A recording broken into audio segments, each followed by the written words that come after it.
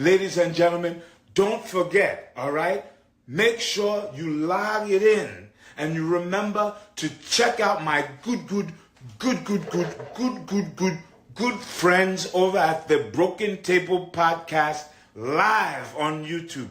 These are some of my good friends. They have some of the best topics going on. They're talking about a lot of good things. And also, they like to put over the Prince Nana dance. Hey, I swerve and I drive. I swerve and I drive. Hey. Don't forget, tune in, log on to the Broken Tables Podcast live on YouTube, my friends.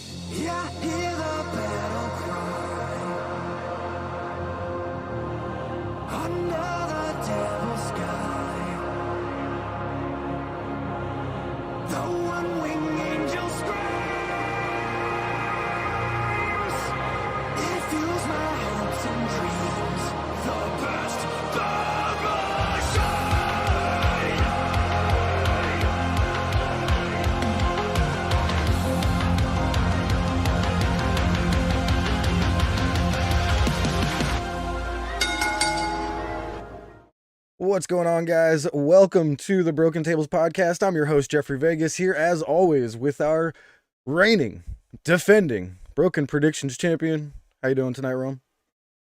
I'm very intrigued to see where this podcast takes us tonight.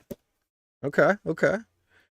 We do have a huge announcement that I will get to in a little bit, but I thought this was a very good episode of Dynamite. Like, nothing to write home about, like nothing I would call somebody up and be like, dude, you need to go check out this Dynamite. But this was still a great episode, you know, heading up to Full Gear. I thought it was building up some stuff to Full Gear. And I mean, I would imagine the next few episodes coming up towards Full Gear are going to be better and better, right?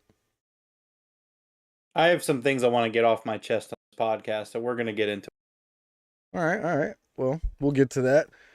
So I guess I'll just start with the huge announcement here. So Jeffrey Vegas, myself here, will be becoming a father soon. So I will be soon known as Jeffrey Vegas D.A.D. Wild, man. I can't believe it. It's kind of crazy. Yeah, man. I mean, congrats to you. Obviously, the wife and I are so excited for you in purple. It's awesome news. I already know what I'm gonna get for the shower. Nice. I already have it in mind. I just gotta get around to doing it. It's gonna be hilarious, but I look forward to it. Purple won't get it. You'll get it, and then the wife will try to talk me out of it. Probably won't do it, but we'll see what happens. All right. Well, with that being said, you know, I'm not even sure I've still grasped it yet, but you know, we got the ultrasound done and we got the heartbeat sound and all that stuff, so it's progressing fast and it's kind of crazy, so we'll see where it goes. Yeah, that's awesome. Thank you, Coog. Thank you very much. All right, well, let's go ahead and get started with our AEW Dynamite review from Louisville, Kentucky. You know, I didn't actually notice the crowd very much here. What did you think of the crowd? I didn't think they were bad in any sort of a way, but I never really noticed them. And I guess, in a sense, that's not great, right? I think it comes down to, like, sometimes you have a bad crowd. Yeah. And then sometimes you got to give the crowd something to really get behind. And I think that there is a lot of stuff on this show, and we'll get to it as we go. I think there's a lot of stuff on this show that I can understand fans feeling. So I mean, I kind of give them a pass to an extent. Okay. Well, we started off with a recap of MJF versus Kenny. This was really cool. And Dynamite kind of started off a little different than normal. They kind of started off with, like, I don't want to say like the promos like they do on Collision, but it was like a video package that really kind of hyped up some of the stories that were going on. I actually really enjoyed the beginning of Dynamite. Did you notice that? I did. And this is the second week in a row that they've done this, where they've done this kind of cold open recap of last week. Like, look, man, for those who have been on wrestling Twitter, obviously the discourse has been out there. Discourse has been extremely volatile, I would say. Yeah. Some of it, look, we're going to get into in this podcast. Some of it I completely agree with. Some of it I think is a little too much. Obviously, I'm always going to be real and honest about it. And a lot of people did not like the opening of the show I saw. It seemed like they thought it was a very WWE-like opening.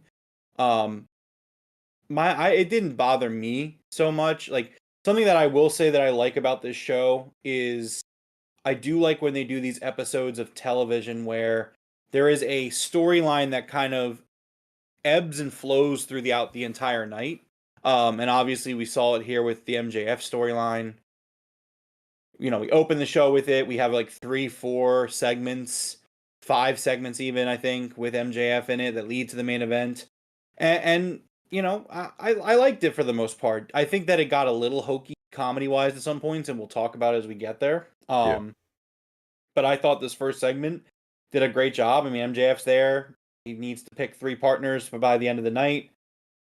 He video chats with Adam Cole. Cole thinks that he should take Samoa Joe up on his offer and use him as one of his partners, knowing that Joe's going to get a title shot against him.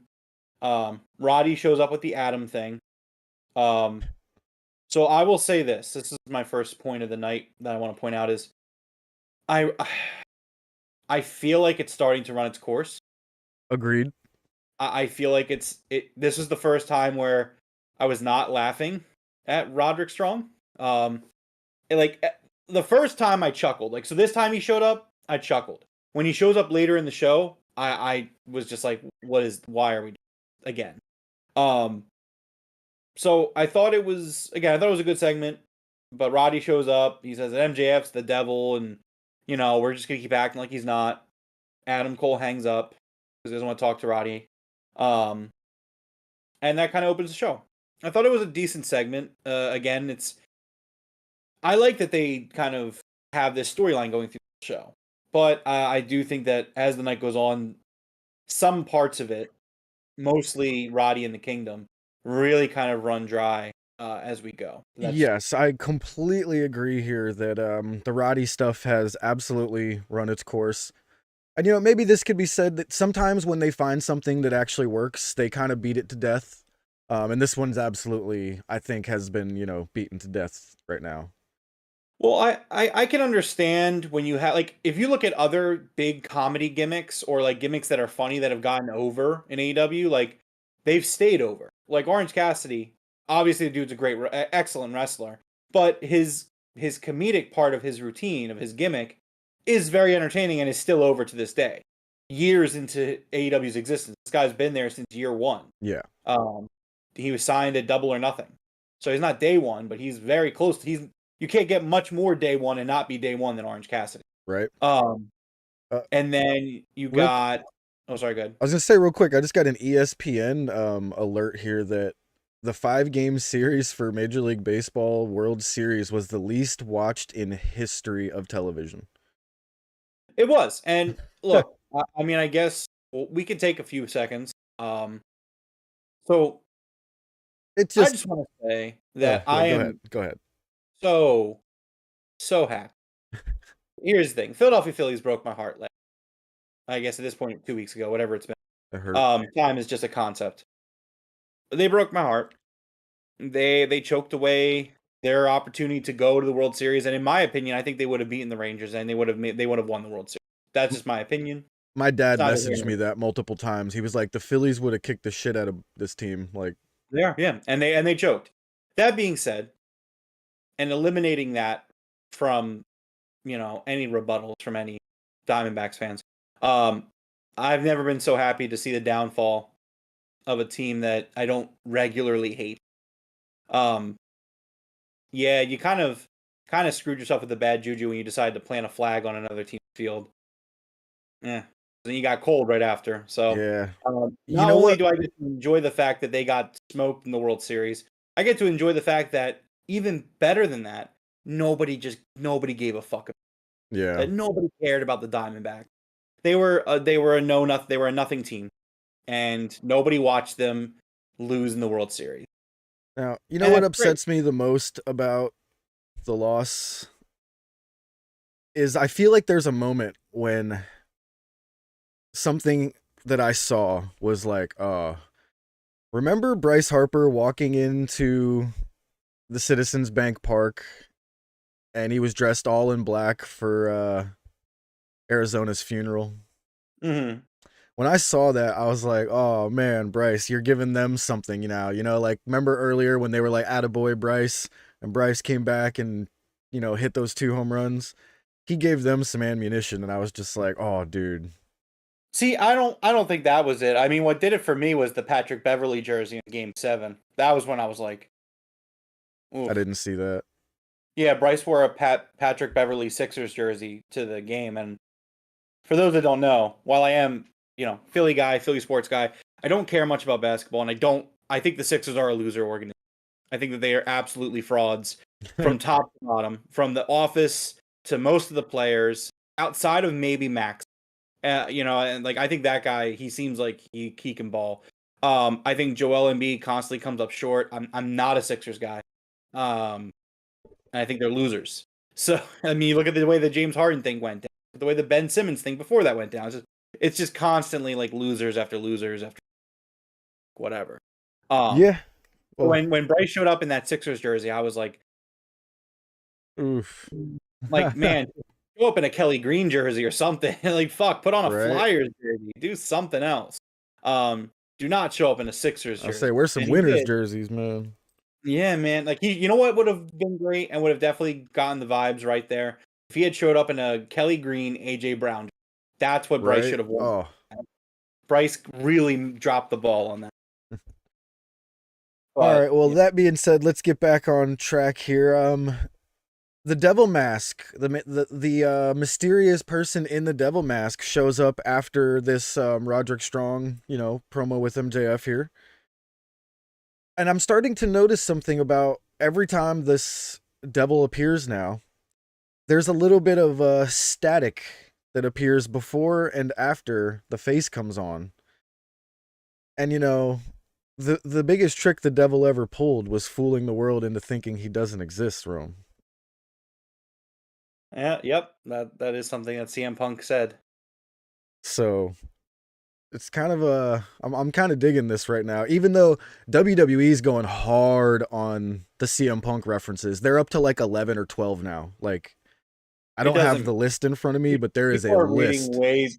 People are reading way too far into that. They've already come out and said that he's not going to be there. They're trying to make it as clear as possible that they're not going to set people up to be disappointed. Yeah. Well, did they make that clear to the talent? Because they're all referencing him. There's been like there was crazy amount of them. Yeah, there was a Fightful report that came out a few weeks ago that top talent were told straight up, flat out, no, he's not coming in. We're not bringing him. We don't need to bring him. We'll see. I don't think he. Yeah, I mean, I would think it'd be funny if he showed up in TNA. I think, to be honest, AEW is where he belongs. It's just one of those things. Is like, has he just been? I don't want to say like fired to be rehired, or was it like some sort of agreed upon suspension type thing? Like, but we'll see. It's kind of like wishful thinking at this point. Yeah, for sure. And I mean, I do have kind of a thought I want to add, but I want to add it. So, all right, well, yep, we'll do it later. All right, so first match of the night was the AEW International Championship, and I think maybe as we go along, we might change my mind here, but I think this was my match of the night. This match was fucking awesome. Orange Cassidy when he opens the show, you can just rely on possibly one of the best matches in the show. You know what I mean? Like, it's just, that's just the way it is. Yeah, I mean, this was definitely, for me, the bright spot of the night, which is unfortunate that it's the bright spot happens about 5 minutes into the show. But I thought this match was just absolutely phenomenal. I mean, obviously you got Claudio, you got Orange Cassidy. These two guys are just really at the top of their game right now. They're just killing it. And I love this match. I also love how they're seemingly setting up Hook and Wheeler Yuta. I think that's a really interesting and fun feud that I'm Yeah. definitely interested in seeing. You kind of can do the Philly versus New York thing there. Oh, nice. I didn't even think about that part. Yeah. Yeah, so like that's the thing people don't think about is like Taz is like the one guy who like from New York that's gonna get a standing O in Philly. I don't maybe I'm forgetting someone. Dude, I can't think of anyone else that's like, hey, this is a New Yorker. didn't they just announce a pay-per-view in Long Island? Yes, World's End on December 30th. The tickets went on sale today. I hope we get Hook versus Wheeler Yuta there. Both of them were ejected from ringside here during this match by the ref. This was a great match, man. Of course, Orange Cassidy defeats Claudio in an amazing finish here. So Claudio launches Orange Cassidy up to the freaking moon, and as he's about to uppercut him, Orange Cassidy hits him with a Hurricane Rana and reverses it into a pin with the hands in the pockets. Unbelievable. It was so good. I mean, look, man, when we're sitting here, a month from now, month and a half, 2 months from now, we're wrapping up for the year. That's my wrestler of the year. Sorry. Yeah. Cassidy, he's him. He's had more, he's been more consistent than anyone. And like, yes, you could argue that's just because he's also wrestling more. But like, he's wrestled more than Ospreay, he's wrestled more than Omega. I just think he's got a more filled out, excellent body of work. I mean, that like, yeah, he at the end of the year, like he's probably going to be my pick for wrestler of the year. So I just noticed a tweet by somebody that I'm not following, but it's on the hashtag Rampage thing. And this is somebody that I actually know in real life. And it's the Philly Cyber Geek. He's tweeting for Orange Cassidy. He's going to be at Comic-Con this year. They just announced it. Very nice. Nice. The Rhode That's Island Comic-Con. Oh, shit. Providence, Rhode Island Comic-Con. Orange Cassidy is going to be there. Hell yeah. I might have to hit him up and be like, you got tickets or something, bro?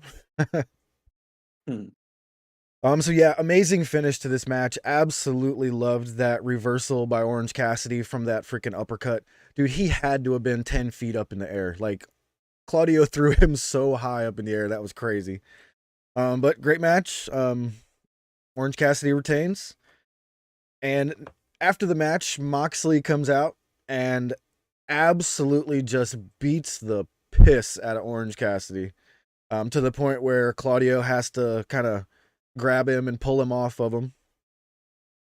So I didn't like that. I didn't either. The vibe was really kind of weird with it, and I just felt like that it just seemed kind of like what are we doing here? Like I was waiting for somebody to come save him, and no one did, and Moxley just stopped beating him up. Yeah, I was like, what the hell happened there? And like I understand the psychology. You can use the explanation of like, well, Cassidy just wrestled a whole match, Mox is fresh. But like at the end of the day, I just thought it was kind of really just bizarre. Not like and in a bad way. Yeah. Like, where were all his friends that showed up last week? Like, we know Hook's in the building, like by kayfabe. The match is over, so Hook could come down. You came down when he got put through a table during the match, or whatever. Like, you know what I mean? Like, I don't see why we can't, like, where were his friends? And then like it was also just kind of weird for Claudio to like, I'm just gonna turn around and like look the other way, and like, again, I guess that there was probably a reason for it, where it was just kind of like, hey, this is Mox dealing with Mox's business, even though I don't believe in it because I just wrestled this guy and I respect him. Mm-hmm. Maybe that's the logic behind it. I mean, regardless, for me, it didn't land at all. And I think that this storyline needs to end with Orange Cassidy beating Mox. I think that's the right thing to do. Yeah. But like, man, like, and like, it was just weird because they just didn't go. They didn't land anything, like anything they were trying to convey there. Like, if you were really trying to pummel him, like, why didn't you bust him open or like, like, I don't know. It just, nothing about this ending stuck at all for me. I was just really like, that's like my thing. I was wondering, was Claudio supposed to get like upset with Moxley or something? Like I didn't understand it. I was kind of like, okay, Claudio pulled him off, and Moxley's just like, okay, I'm done beating the ever living crap out of you. Like, Yeah, I and there's a just promo didn't. later that's great. Like, Mox should have cut that promo right there. You know what I mean? I don't even think the promo saves the angle. I just don't No, it think it was doesn't. very. But I just don't think it was very good. yeah, not sure There what were happened there. ways. There's a swing If and a you miss. You know? Yeah, if you were trying to convey things, like there were ways you could have done it. If you were trying to convey that, Mox was just pissed off and was going to lay out Cassidy, like I think you could have did a better job with that. You know what I mean? It's Yeah. just like I don't think that any message was conveyed at all, except for like this is kind of awkward. Like the only thing I got is like, okay, Moxley's really, really angry. All right, cool. You know? Yeah, I was like, all right, well, hopefully, like this doesn't make it seem like Orange Cassidy's going to beat Moxley, but Yeah. obviously, I think he needs to. If Moxley beats Orange Cassidy, that's a big problem, in my opinion. Yeah, I don't think Moxley should beat him both times. I would I hope not. All right, next up we had MJF searching for his 3 partners for the 8-man tag later in the night. He walks up to Kenny Omega's door, and when he knocks on the door, Chris Jericho opens the door, Rome. Interesting, huh? Yeah, so Chris Jericho opens the door. Kenny's like, MJF is like, Kenny there? Jericho slams the door in his face. Obviously, so I continue to love this storyline with MJF, his personal storyline, where, yeah, he's been a really bad guy and he's made a lot of enemies. So Kenny would probably help him out of respect. Right. But Jericho is not going to let that happen because Jericho doesn't forget what MJF did to him in the Inner Circle 2 years ago. So I thought that was a really nice touch. MJF's walking away, calls him an asshole. Out of nowhere, Wardlow just jumps MJF, shoves him against the wall with his clipboard, and says, "You took everything from me, Max. Now I'm going to take everything from you when you least expect it." Wardlow lets him go, walks away. MJF furious with once again the storyline of just all the enemies he's made and all the things that are kind of mounting up against him. He gets frustrated. He slams his clipboard on the ground. It's a plastic one. I've used those kinds at work. They break very easily. He breaks the clipboard, says, "Damn it, now I need a new clipboard." As he's walking around a corner, scissor comes out. It's Max Caster. MJF gets mad at him. And Bowen's like, "Damn it, Max. We hid here for nothing." And again, so here's another thing. And this is why I don't fully blame them for trying to stick with the Roddy thing as long as they are. Because much like Orange Cassidy, the Acclaimed, I still find them very fun. I do too. I still find them extremely over. Does everything home run? No, but I enjoyed what the Acclaim did tonight. I enjoy the Damn It Max. I enjoy Max Caster being kind of like a little schoolgirl with MJF. I find it funny. The raps are still great. Tonight's rap was incredible. We'll get to that, but yeah, the rap was great. Again, it was just really good all around. But it's just all right, well, maybe guess it's just the way it goes with Roddy. But so that was that segment. For me, I think this one and the next one were the peak of the MJF storyline. Which not great that's the peak in terms of how this is an angle that goes through the entire show, including the main event. But we'll get more into it as we go. Yeah, absolutely. All right. Did you notice how every time one of these guys is confronting Max now, Max is starting to look like a kid being bullied? I'm starting to feel like they're kind of going through this storyline of all these people bullying Max that are targeting him for his title. You see that at all? I mean, maybe a little. I think that it's just the odds mounting against him. He doesn't have a lot of friends. He doesn't have any friends really.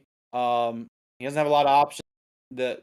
The perils are mounting. Again, you got Wardlow gunning for you. You got Samoa Joe gunning for you. You got, Bullet Club Gold and Jay White gunning for you. There's so many things that are coming to get you that, I can understand being overwhelmed.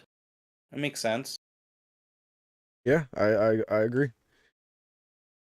All right. I think next up was the Moxley promo on Orange Cassidy that I was talking about.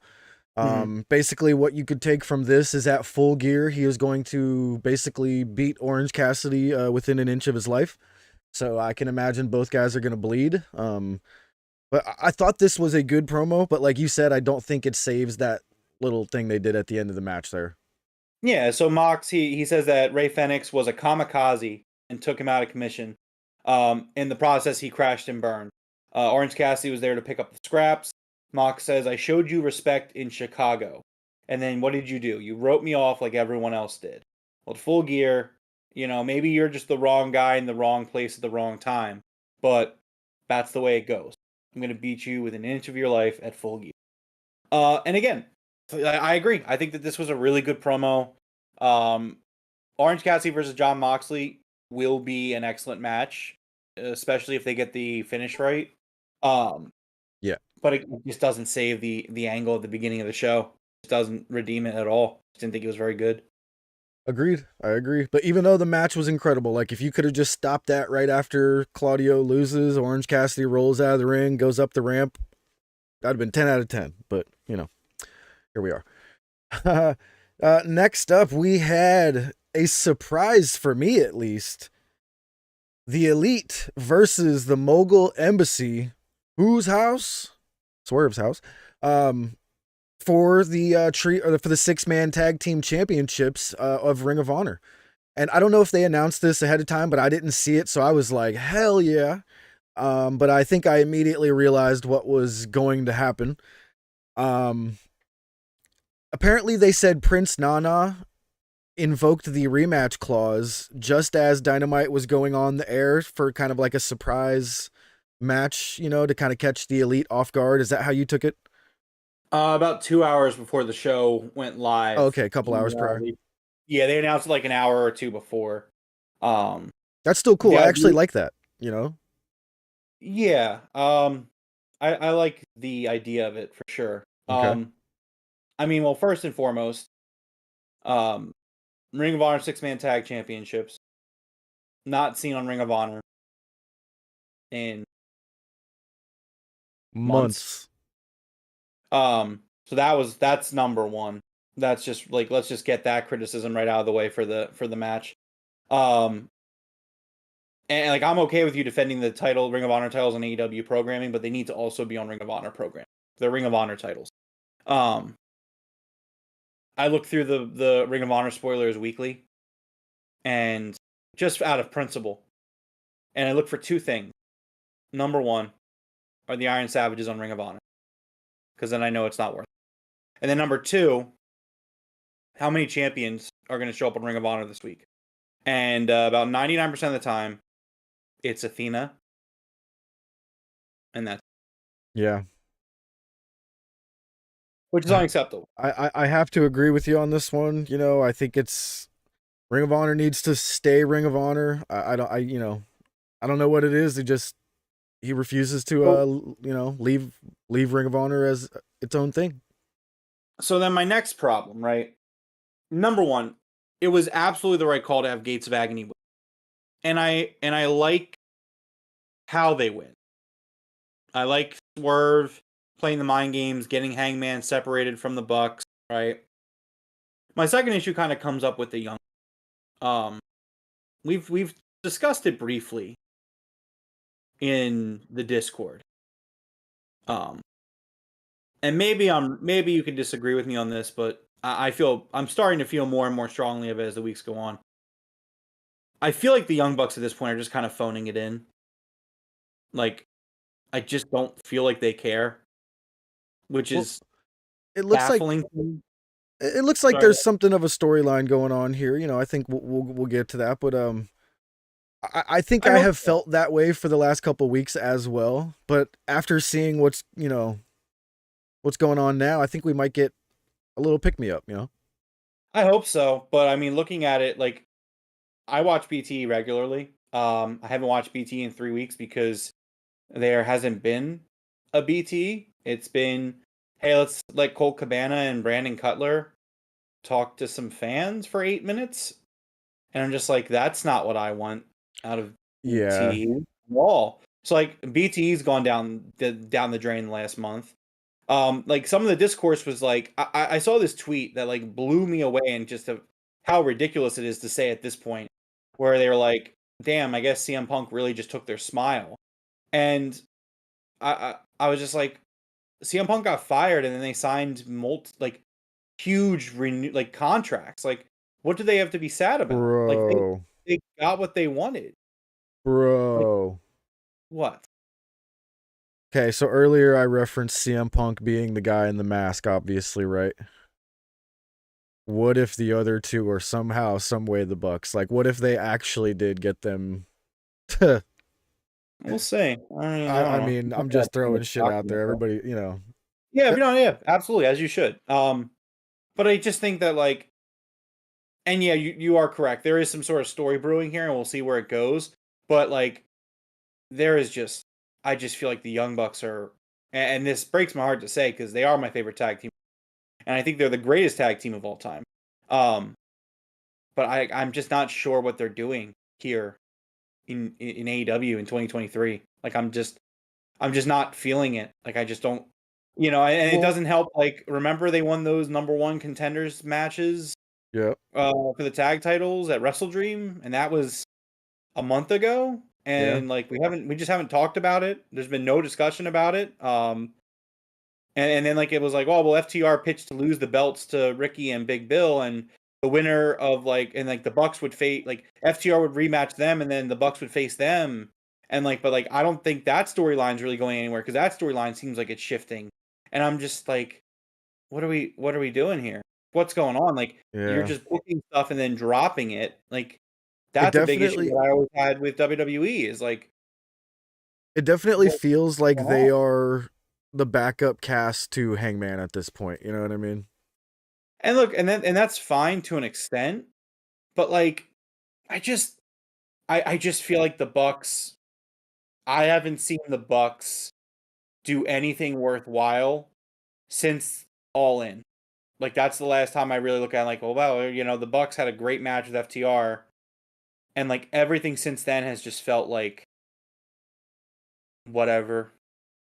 I don't care. I think I can agree with that. Like they've stopped putting in effort for BTE. And again, I'm just some fan on the internet. I'm just assuming shit. I don't know what they're dealing with backstage or what's going on. I was thinking that you do BTE for what is it, 6-7 years straight, whatever. They're coming years, up on whatever. 500 episodes. Yeah, they're way past 500. I think. Are they? Can you check real quick? I'll try. I feel like they're up there. Maybe not 500. I think they're in the fours, right? But like, I don't know. It just seems like it just feels very phoned in for me, where like, okay, well, you're not putting effort into BT. You're not really putting effort into your wrestling work right now, because you're not really doing anything of substance. And like, yeah, I guess you're backing up Hangman, but even then, like, you're not really, like, I don't know. I'm just not getting what I expect from the Young Bucks in any way, shape, or form. And again, the discourse I saw kind of blaming CM Punk for that was absolutely absurd, in my opinion. I think it's the most ridiculous thing I've ever heard, where it's like they literally won. He got fired and then they got paid. So it's like, what's the issue here? Like what's the problem? What, like, I don't know. Right. So I was a bit off. They're at 368 right now. Oh, okay, yeah. So I was way off. Regardless, that's still like 6-7 years of BT. Yeah. And then just out of the blue, you're like, oh, we're just not gonna do it. Yeah, I was thinking the same thing. I was like, is something wrong with them, or are they super busy doing something? Are they trying to get something done right now that they don't have time, or what? But I definitely noticed it on BTE as well, and Dynamite and Collision, you know? Well, the weird thing also is like BTE, like even if the Bucks were busy, like you had other people doing stuff, and like now it's just like, well, we're just not doing anything. Like we're gonna let Brandon Cutler and Cole Cabana, a duo that I have honest to God, at this point in 2023, I have zero interest in seeing Brandon Cutler and Cole Cabana. Like you're just letting them kind of do their thing and interview fans.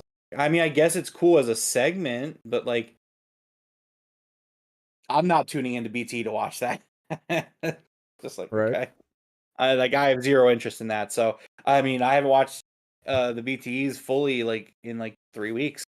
Yeah, like, me neither. to be Like I honest. watched the first week, and then the second week it was like also like the 1 week I watched it was like 9 minutes, and I was like, oh, that's a short one, or 11 minutes, and it was just Colt and Brandon, and then Yeah. the next 2 weeks were 8 minutes long each, and I was like, okay, well I'm just not going to bother with these. Yeah, it's not even episodes anymore. It's just like weird little clips now for the past week or so, couple weeks. So it's kind of odd. I'm not sure what's going on.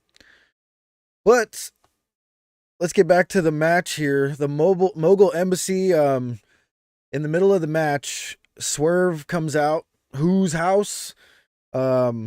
Speaking of house, starts talking about Hangman's house and how he was there last week, and Hangman cannot handle this being a wrestler. Listen. So he has the wherewithal to tag himself out of the match. He tags, I think it was Nick, maybe Matt, doesn't matter. He tags himself out of the match and then chases Nana into the back.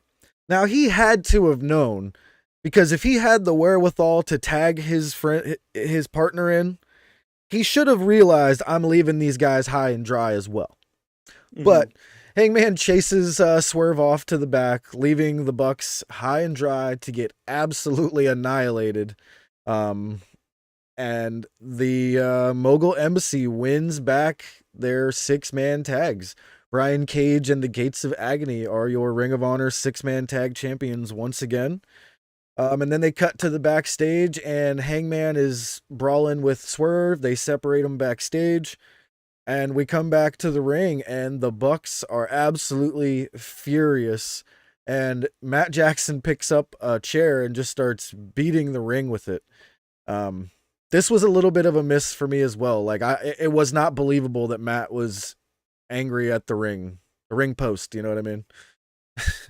I think it just kind of comes out of left field. And like the problem is, so like later on, Matt kind of elaborates his problems, and I don't disagree with them. Ironically enough, I do think it's kind of weird how the Elite has been handled since they got back together.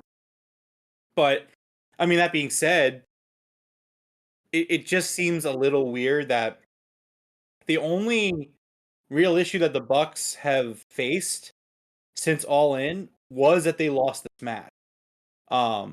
And like how upset can you be when like you haven't defended these titles at all? Yeah. Like, how upset are you that you lost these titles? Like you didn't show up in Ring of Honor once. Not once. See, now I didn't even realize that. That's another problem with this whole Ring of Honor thing. Like they didn't even show up on Ring of Honor with those titles. Like that's crazy. Exactly. Like these guys won the titles, and then they just straight up didn't show up in Ring of Honor at all during their reign. Like no promos, no nothing, no video packages or anything? No, nothing. Not to my knowledge.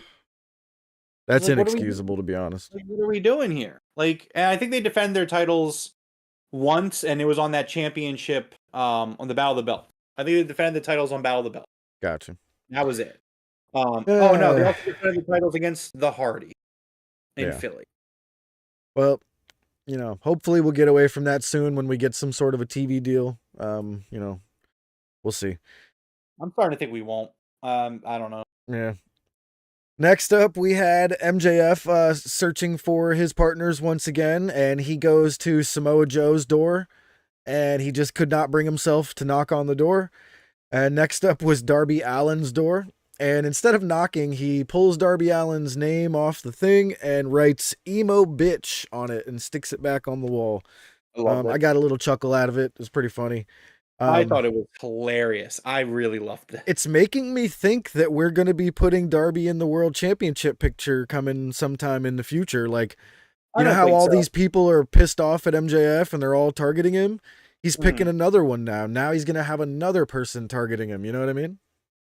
Yeah, I don't think so. I think Darby's going to be focused with Sting through March. Of course. I'm just saying, like, in the future. You know what I mean? I think this was just kind of like the beginnings of it. No, well, possibly. I think Darby and MJF just have a mutual hatred for each other that's that strong. Yeah. That it's like, that, like a headlock. A day's gonna come when Darby Allin's the headlock. The takeover headlock. And and it's just like that's gonna be cool. But so I really love this. And then he turns around and the Acclaimed are there. Max has a MJF pick me sign, and again, like I thought this was, this was still great for me, and I really enjoyed this segment. Yeah, I thought this was great. All the stuff with MJF right now is fantastic. Next up, we had an Adam Copeland in-ring promo with Tony Schiavone. He is interrupted by Christian Cage and his sons, Luchasaurus and Nick Wayne. Wait, how is Luchasaurus his son? He's 65 million years old. Never mind. We get a little bit of a beatdown on Adam Copeland. Sting and Darby come out for the save, and there's a huge spear to Christian finally. And Adam Copeland finally agrees with Sting and Darby that he is going to beat Christian Cage's ass, and he agrees to partner up with them at Full Gear.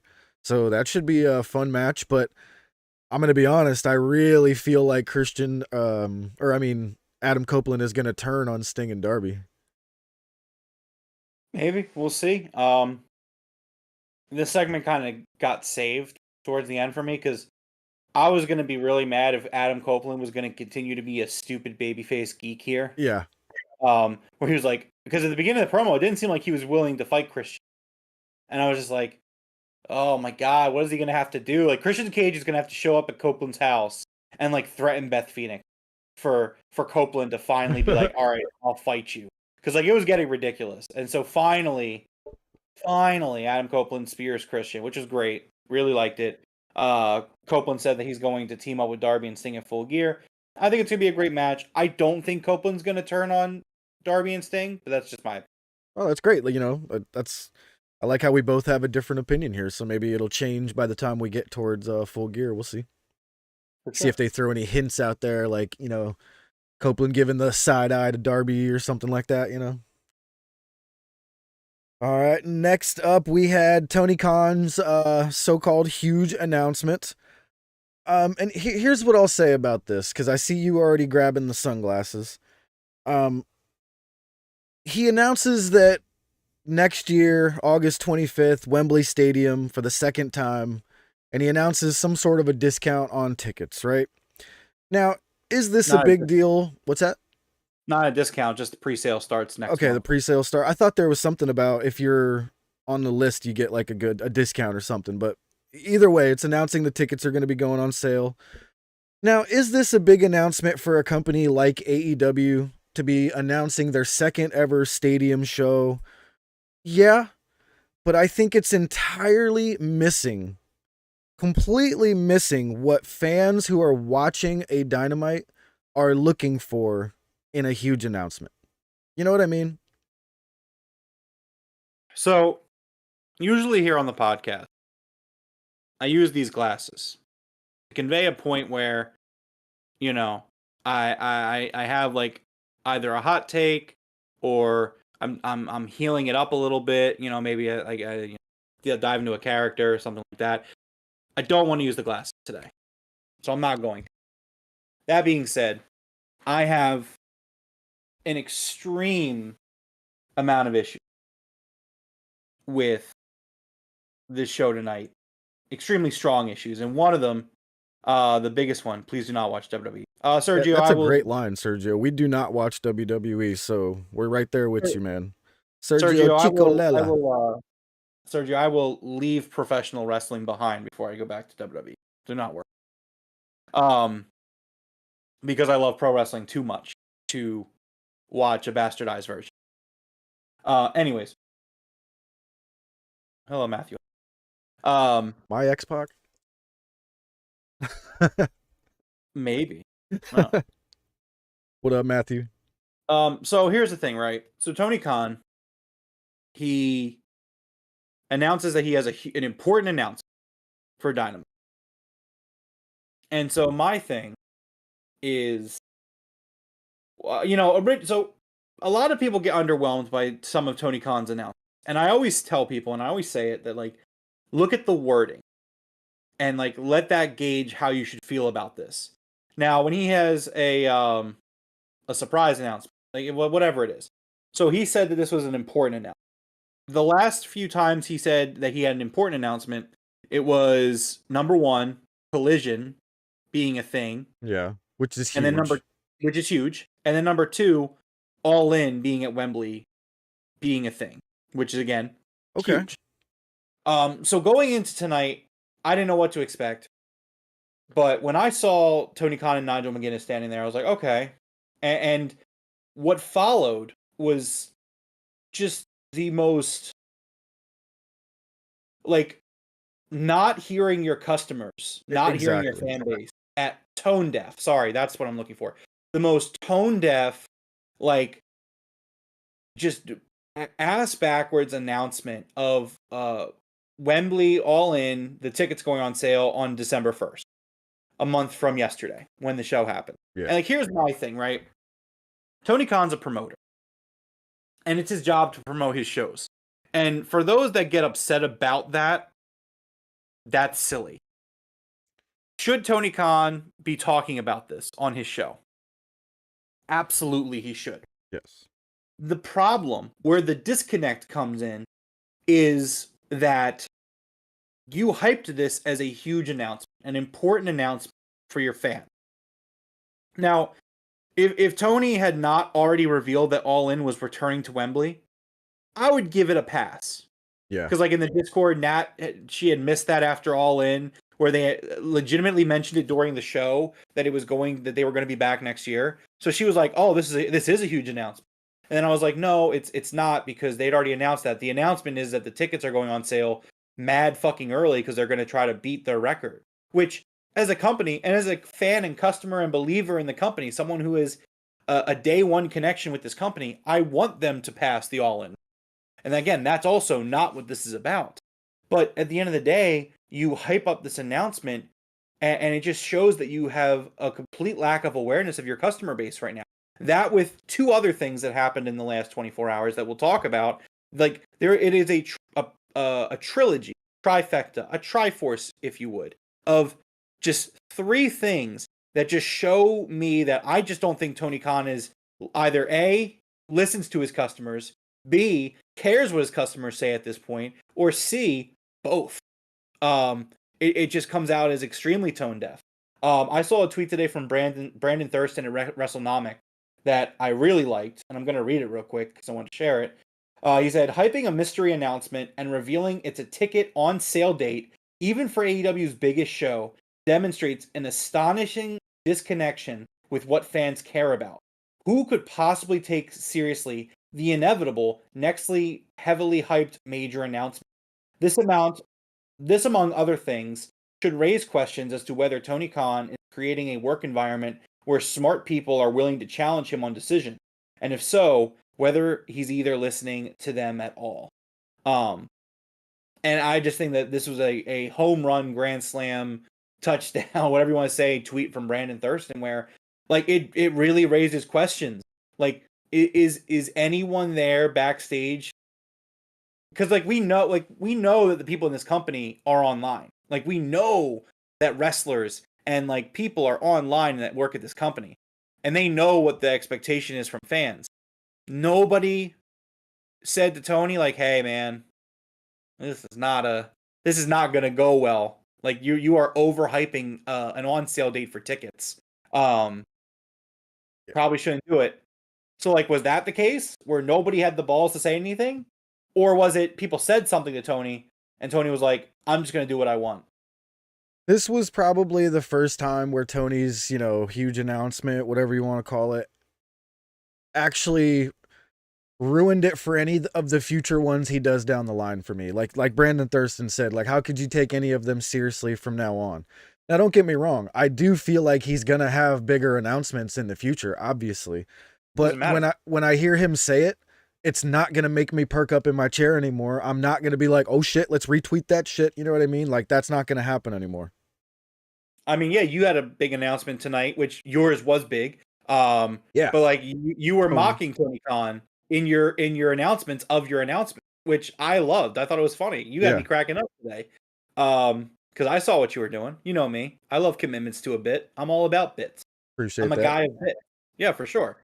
If you guys didn't see it earlier, I announced that I will be becoming Jeffrey Vegas DAD soon. I will be becoming a father, and I believe the due date is in May. It's like May 9th-ish, so where we're looking at. So we got Jack Yo here. He's saying, I'm sorry, but complaining about Tony's announcements after 4 years is on the complaint I learned 3 years ago. Learned 3 years ago. So here's the thing.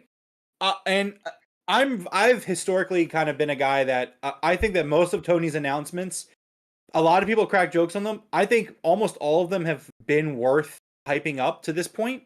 Whether it was AEW All Access or whether it was Collision or All In, or like the announcements Tony Khan has made, I do stand by that. I think that to date they've been worth hyping up.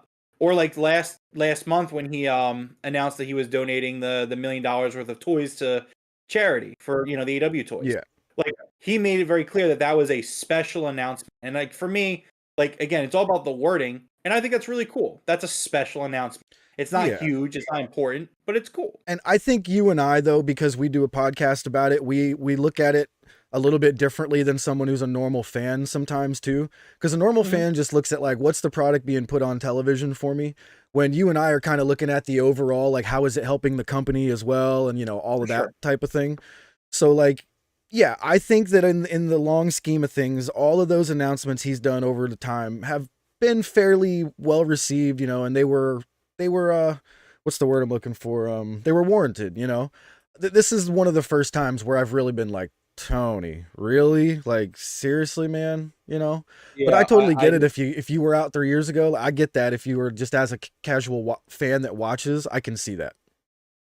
Yeah, for sure. And like you said, I mean, you're correct. Like we look at it from this isn't our job. We hope that one day it is our job. I know, right? But like the way we treat this is like a job. And when we look at these shows, we're looking at what's going to help AEW in the long run, what's good for them as a company. And a lot of these announcements Tony makes, it shows growth. It shows important stuff. You know what I mean? So it's warranted. This one, there's no warrant. Yeah, I can agree with you. Sergio says, what's going to happen to the bloodline? Like, well, we don't watch it, so we don't know. And honestly, don't really care what's going to happen to the bloodline. That shit is so old. I don't care. I Twitter tells me things. I know things from Twitter, but that's about it. I mean, I'm assuming one day Cody will defeat Roman one day at WrestleMania. Oh, okay. Finish the story, Cody. God damn it. Yeah. But so I and like it was even worse watching it. Like I don't even know. Like again, like I just felt like Tony Khan was in a vacuum for the last 48 hours. Yeah. Yeah. Actually, I mean, I have a thought, and I'll get there. We are going to get there. I can imagine a few people saying to Tony, like, "Hey, Tony, that might not be a big deal," and he's probably like, "No, that is a big deal for us." Like he talked them into it. You know what I mean? But again, then that's the latter of what Brandon Thurston is saying in his tweet that I really liked was saying, well, then maybe he's just not listening to constructive feedback, and you kind of need to. You just have to. You just have to. I agree. Now, it's tough though because where's Tony going to get that constructive criticism from? Like, maybe your mind would probably go straight for Twitter, but that would be a horrible idea. You know what I mean? So you have people in the company who should be giving you good constructive feedback. Yeah, but we need to get it from the fans. You know what I mean? Obviously, people in the company, but you got to get it from the fans too. Well, I think Tony, historically, Tony Khan does course correct on some things, and in the past, he's shown that he did listen to fans. I don't know if he does at this point.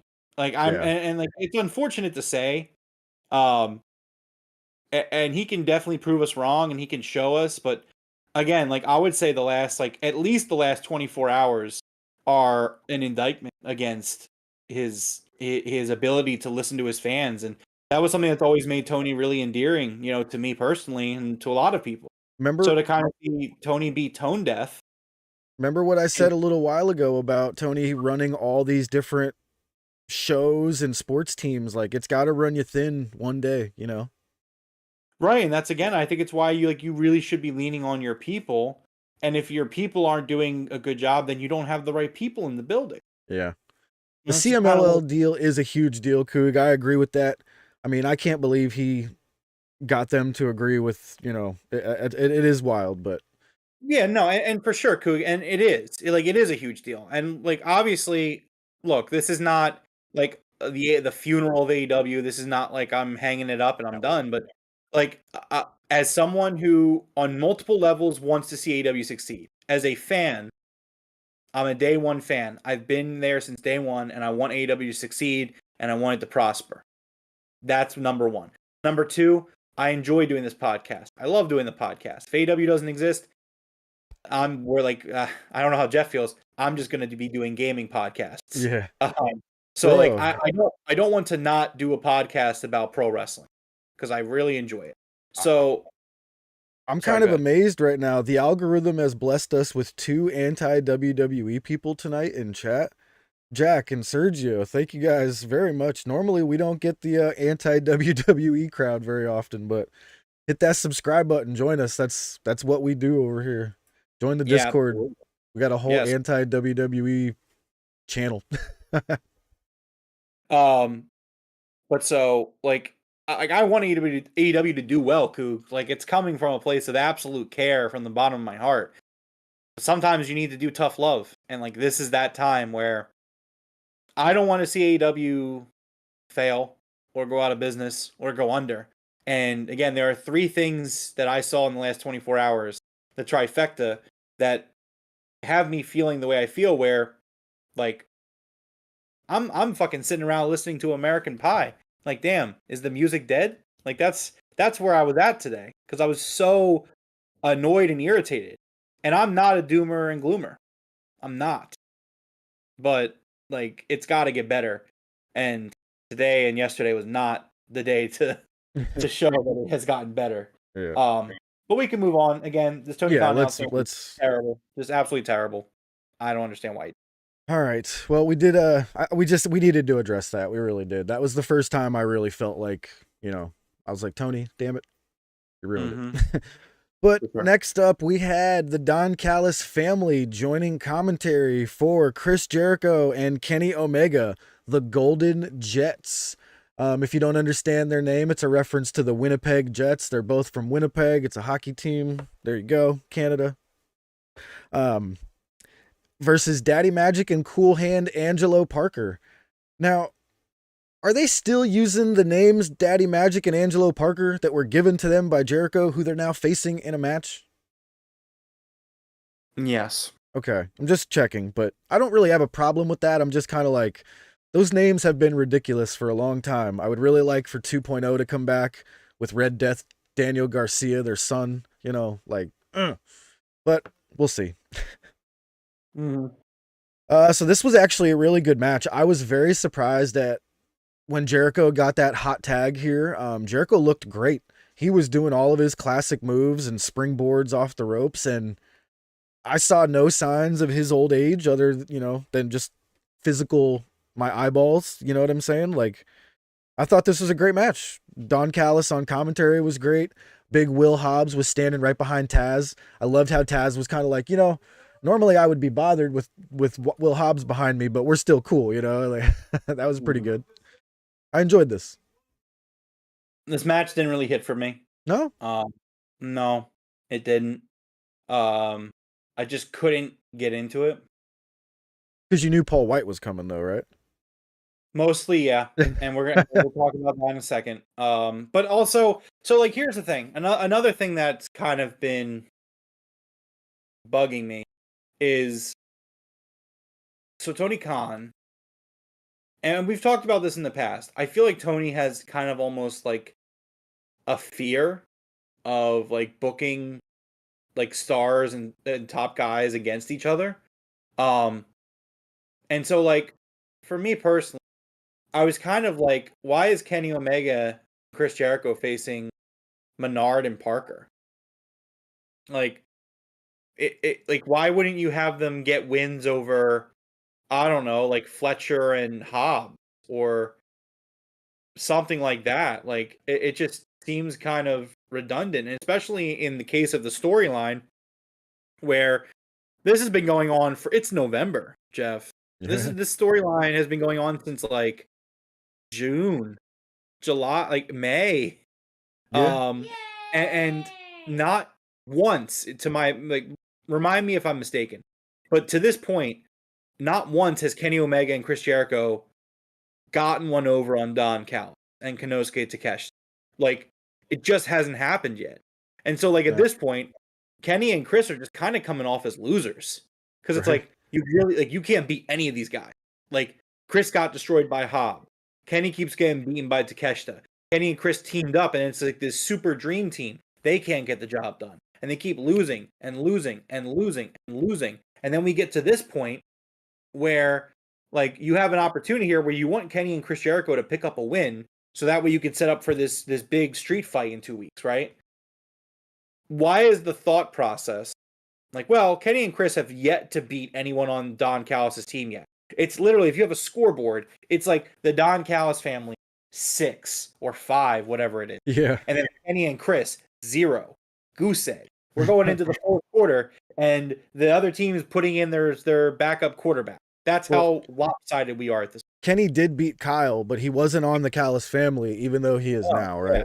Yeah, he wasn't in the Callis family yet. He was still beefing with the Callis family. Yeah. So it's just, to me, it's too lopsided. It's been too lopsided since August. And now it's really lopsided. And then so, like, instead of, like, look, man, obviously you don't want guys to take pins, but that's why you let Takeshita and Fletcher or whatever, you let the Don Callis family pick up wins over them. You know, and I understand Sammy's not back yet, so that kind of messes with the dynamic. But, like, why not just have Hobbs and Fletcher take the loss? Why not? Like, I agree. You But know, Jericho hits the Judas effect on I think it was Angelo Parker, picks up the win. Don Callis gets on the mic, Kenny gets on the mic, and essentially accepts a street fight. Don Callis challenges Kenny to a street fight, and they announce their bigger person than Will Hobbs is, as we thought it was going to be, Paul White, formerly known as The Big Show. Kyle Fletcher goes running up the ramp to attack Paul White and gets fucking knocked into next week with the KO punch. I got to admit, I'm not into this, even though you seem to think Paul White's my favorite wrestler of all time. I'm not into this. Like, we have too many old dudes, and I hate to say the word old dudes like that because it seems like such a derogatory term the way I said it. But we have way too many legends who are, like, way, way up there in age now. You know what I mean? So here's my thing. My thing is that if you can still go and you can do something productive, you can do a service, you can make the roster or the company better, then you absolutely deserve a spot on the roster. I think age is just a number. Yeah. It's how you're affected by the age that matters, unfortunately. But, like, for example, Christian Cage. This dude deserves a spot on his spot on the roster. He is doing the best work of his career in the twilight of his career. Like, he is fucking killing it. Incredible stuff. He wasn't even in my mind when I was saying that. Right, but the problem is you have to include him. Yeah, you know, he's up there. Sting is in his 70s. Yes, he's getting ready to retire in March. But you know what? Has Sting done a single goddamn bad thing in AEW? No, he hasn't. He can still go, and he continues to hit home runs. He is consistent as consistent as a 70-year-old guy can be. In fact, more consistent than a 70-year-old guy can be. So, like, there is a place for older veterans, you know, but then I go and I look at AEW TV and I see the Hardys on TV weekly. Matt Hardy's gotten 7 or 8 title shots this year. What the fuck is that about? Yeah, that's wild. Matt Hardy is cooked, you know, and I was a big Hardy Boys fan. He's cooked. He can't go. And, you know, and then so, like, there are others like that. But, like I would, like, even Jeff Jarrett. Like, Jeff Jarrett brings something to the table. Absolutely. He's not terrible at this point, you know, but there are just guys who just can't go anymore. And here's the thing. I wasn't going to make a Paul White Big Show joke because that's how done with it I am. Like, you know me, again, a man of the bits. I love my bits. I can't even do a bit because of how disgusted I am at, like, okay, so let's go back to the scoreboard, Jeff. It's the fourth quarter. The Don Callis family is absolutely blowing Kenny and Chris out of the water. It's not even close. Vegas is making a lot of money from the bets, and because the over and all that, and the Kenny and Chris's answer to the Don Callis family, who they have been unable to beat to this point, period, is fucking Paul White. And I'm just like, yeah. It's so bad. And it just continues this tone deaf thing where, like, I'm not sure where this decision making is coming from. Like, and here's the thing. I think most well-known wrestlers are entitled to ride off into the sunset. I think that they have that right, and I think that they deserve that. And so, like, I don't want to completely shit on this, but at this point of the storyline, what exactly is Paul White going to do in this match? Because here's the two outcomes, obviously.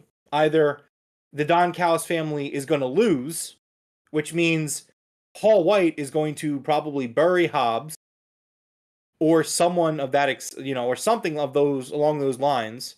Like, that they're bringing Paul White in because he's taller than Hobbs or bigger than Hobbs. So it's like, okay, so is it going to end with Paul White doing the punch? Which, by the way, that KO punch, legitimately one of the worst moves in the history of pro wrestling. Like, he doesn't even swing it. He just pushes. And I mean, you got to imagine, though, if he accidentally connects with you, his arm weighs like 100 pounds. So, like, But it's like there's no force. He's just letting you run into the fist. And, like, that doesn't... It's dumb. It's always been dumb. This is not a 2023 stance. This is he was doing this in 2012, and I hated it stance. But so either Paul White's going to bury someone on the other team, or or the Don Callis family is going to win again. And I just think this is kind of booked in a corner. And so Jack says this, and I think that Jack's actually onto something here. Where I think he's absolutely correct. He thinks Paul really wants this, and Tony won't say no to a legend. So here's my thing. Number one, Tony needs to know when to say no. Number two, because that's what's... All of Tony Khan's misfortunes in the history of AEW have come down to him not being able to take the reins of a situation. Yeah, but I mean, I can understand if Paul asked him for a match, and he's like, all right, we'll give you a match, and let's figure out a way to make it cool. You know what I mean? I can see that. Spot for it? Is it the spot for it? Yeah. Honestly? Is it not, though? Like, I don't know. I don't think it is at all. I think that there's so much... This is a storyline that has nothing to do with Paul White. Yeah. And Paul White is just going to show up, and yes, Jack says it too, at least it's a street fight. He'll probably just have a few, like a monster spot or two. Street fights are very easy to work, and I agree, they are. But I can't sit here and fathom that the Big Show, Paul White, is going to come in here and be a difference maker off the bench, even for this Kenny Omega, Chris Jericho, Kota Ibushi team. Like, it just doesn't make any sense, and I hate it. I hate it so badly. And again, it is the second of the three of trifecta of things that have happened in the past 24 hours that I don't understand. Like, I'm sorry. Like, I can't justify it. I can't defend it. If Paul White wants a match, give Paul White a match. But, like, do an angle, do a storyline of his own, give him something to do on his own time, on his own right. Like, that would be bad, though. How are you going to do something on his own? He could barely walk. I think this is how you had to do it. I think you could do it in a way where you start a new program around him. Like, you don't inject him into this program at this point of the game. Like, it's just it's so underwhelming. Like Jeff, you're really gonna buy in that, like, oh man, the Don Callis family, they keep getting the best of Kenny Omega and Chris Jericho and Kota Ibushi. And man, they just keep getting the best of them. You know what's really gonna even the odds? Paul White in 2023. No, I absolutely don't believe that that's going to even the odds. You know what I'm saying? So, like, that's why I'm kind of like, let's see where it goes. But At the moment, I'm just kind of shrugging. I don't hate it, but I definitely don't like it. You know what I mean? I'm just kind of like, all right, sure. I absolutely hate it. I think it also is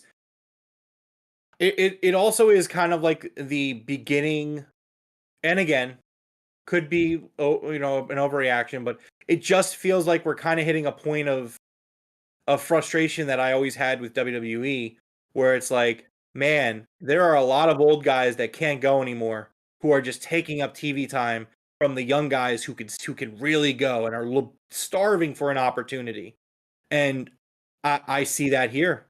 I just absolutely see that here. I just see Paul White coming into this spot, and it's like a Paul White who, yes, Paul White had his injuries the past few years, so you know that's also something to take into account. Um, and just Jack like thought it was going to be Goldberg. I would have hated that too, but you know what? Not as much, because at least like Goldberg has like a WCW tie, and he hasn't been in AEW yet. I still would have hated it, but I would have at least understood it. I'm like, And Goldberg doesn't look like he's in physical pain just walking. You know what I mean? yeah, like I don't think Paul White should be anywhere near Kodosuke Takeshita or any, like that's the other thing. Like everyone else in this program, minus like Jericho and Omega, like everyone else, like these guys are hungry dogs. They're ready to go. You got Kyle Fletcher, Powerhouse Hobbs, Konosuke Takeshita. You're gonna ask these guys to slow it down for Paul White? I What? think it being a street fight is where they're going to get around most of this stuff. He'll probably take a couple chair shots, lay down for a little bit, and then KO somebody. You know what I mean? We'll see. I mean, that's terrible though. He's gonna bury someone. But What? Like, let us know this is what why you I hate guys this think in league. chat. We don't need to keep Terrible. beating Big Show to death here or Paul White to death here. I think it's justified. This is terrible. It's absolutely dog. It's not okay. There's a chance that street fight is good. So we have, let's just see where it goes. We're doing the let it play out thing now. That's a real Pretty much, yeah. throwback Let it for play out. WWE. At least it wasn't Goldberg or, I don't know. Could it have? I don't even want to go down that road. But this was we already went through that. Let's go next up here. During the commercial break, there was actually, I had to write it down. There was a badass commercial for Collision. That commercial for Collision, like it was like a legit commercial, like on TBS TNT for Collision. That was awesome. I loved it. But next up we had the Golden Jets with Renee backstage in the Elite's locker room, and the Young Bucks show up absolutely not happy that Chris Jericho, the guy who tried to did he say kill their father, or at least hurt their father back in the day? So 2 years ago, the Chris Jericho and MJF really fucked up the Young Bucks' dad on TV. Yeah, I Like remember that. they had him like bleeding and stuff. Yeah. So the Bucks are mad at Kenny for siding with teaming with Jericho, and like I always like find it funny when wrestlers are like in kayfabe pointing out things that I'm also like, yeah, it is kind of weird. Like it is weird how Kenny was just like, all right, I'm gonna go beef with Don Callis. You guys go over there, and like there's been no crossing over of best friends who share a locker room here. Yeah. And it has bothered me. Like it's bothered me that when Kenny's getting beat down, like where are the Bucks? Yeah. And like and obviously the swerve thing with Hangman, like where's Kenny? Like I guess they're both dealing with things, but like you guys share a locker room. You've established many times over that you guys share a locker room. Last night on Dynamite, you established, you were like, we're leaving this our locker room. We share a locker room. You said it on TV. Yeah. Michael Duke is back. What up, Michael Duke? What's up, Michael? So yeah, I like this as well. I loved how the Bucks seem like they might be going heel here. You think the Bucks are going heel? This is what I meant earlier when I said we might have something saving the Bucks here. It looks like they had a little bit more passion here, and we might be getting a heel turn. Bucks versus Kenny. I'm more hopeful about this than I am about the other stuff that you're letting go, which is fine. We'll see. I think very highly of the Bucks, and it upsets me to feel the way I do right now about them. But like, prove me wrong then, because it's like I just feel like you're extremely complacent. I feel like they fired the guy you were beefing with, and then you got signed to mega deals. You went on Swerve's podcast and said that it was like an NBA player amount of money that you made. So it's like you're making excellent money now. Like what's the problem? Like you got the work environment you wanted, you got the money. Like there's no reason to be complacent at this point. Like I'm sorry, like I'm just not seeing it. And again, that's just a fan's perspective, which what do I know? Not a damn thing, I guess. But Nice. you know, it's just what it is. And like, Yeah. yeah, I hope you're right. I hope you're right about the Bucks. But as of right now, I got to go off what the eye test is showing me. I The eye got you. test is not showing me much. So I got you. Sergio, yes, we did. AEW is better than WWE. Yes, sir. Yes. Michael says, wore out. Got a new phone plan where you got the unlimited. Oh, that's awesome, Michael. Thank you. Oh, awesome. Next up, we had Hikaru Shida versus Willow Nightingale for the AEW Women's Championship. This was a great match. Nothing special here, just a great Shida versus Willow match. But the focus was on the after the match with timeless Toni Storm.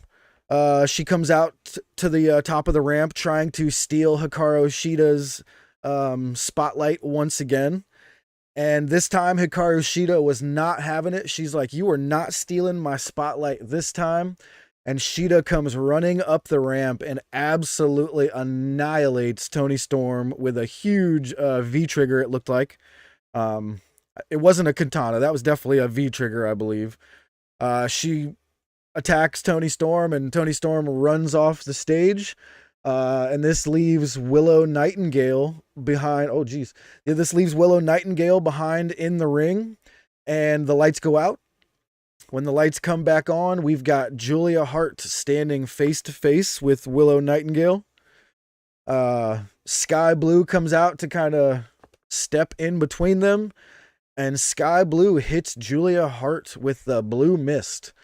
I'm a little confused at exactly what's going on, but I think I'm supposed to be here. Sky Blue looks really awesome in her dark character, whatever she's got going on.